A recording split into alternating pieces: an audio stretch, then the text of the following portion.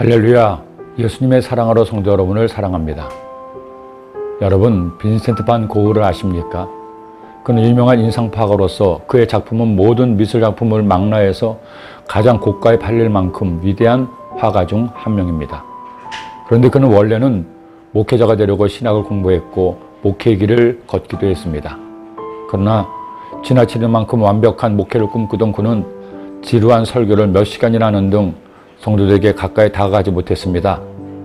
스스로에 대한 강박감도 있어서 자신이 세운 규칙을 지키지 못할 경우 자신을 가혹하리만 치 벌을 주기도 했습니다. 결국 그는 목회의 길을 접었고 동상을 위해 파리로 왔다가 화가의 길을 걷게 되었습니다. 하지만 그의 그림을 알아주는 사람은 아무도 없었습니다. 그런 그는 그 어느 화가보다도 많은 자화상을 그렸습니다. 일설에 따르면 그가 자화상을 많이 그린 이유는 모델료를 낼 돈이 없었기 때문이라고 합니다. 그는 스스로를 있는 모습 그대로 자화상으로 남깁니다. 그가 남긴 43점의 자화상 중 가장 유명한 작품은 귀에 붕대를 감은 자화상입니다. 1889년 그가 가장 사랑하는 두 사람, 동생 테오와 화가 고갱에게 버림받았다는 생각에 스스로 자신의 귀를 자른 겁니다. 보름쯤 치료를 한 후 그는 자신을 있는 모습 그대로 받아들이려고 자화상을 그립니다. 저는 그 자화상을 보면서 우울하고 예민하지만 스스로를 위로하는 듯한 고흐를 만날 수가 있었습니다.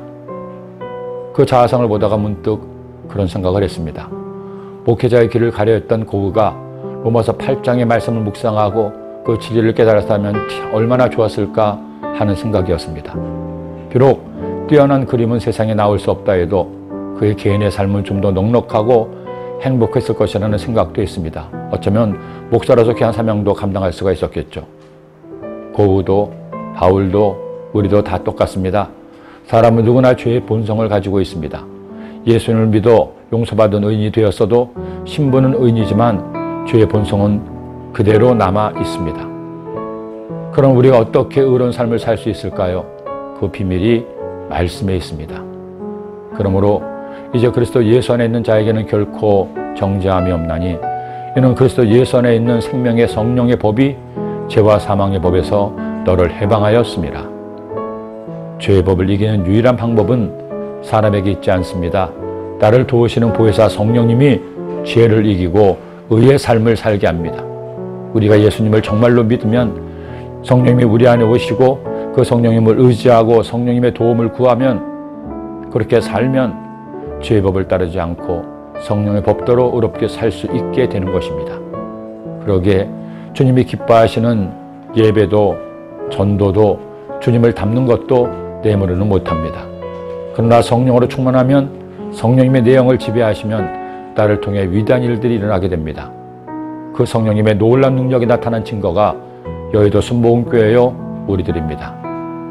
그러니 성도 여러분, 성령님을 인정하세요, 환영하세요, 의지하세요, 성령님과 함께 동행하세요. 그때 여러분은 이렇게 살게 됩니다. 예수를 죽은 자 가운데서 살리신 이의 영이 너희 안에 거하시면 그리스도 예수를 죽은 자 가운데서 살리신 이가 너희 안에 거하시는 그의 영으로 말미암아 너희 죽을 몸도 살리시리라. 아멘. 기도드립니다. 사랑의 주님, 나의 힘으로는 의롭게 살 수 없지만 성령의 힘과 능력으로 의롭게 살 수 있음을 깨달았습니다. 성령 충만해서 죄를 이기고 고난을 극복하고 승리하는 복된 삶 살게 하여 주옵소서. 예수님의 이름으로 기도드립니다. 아멘.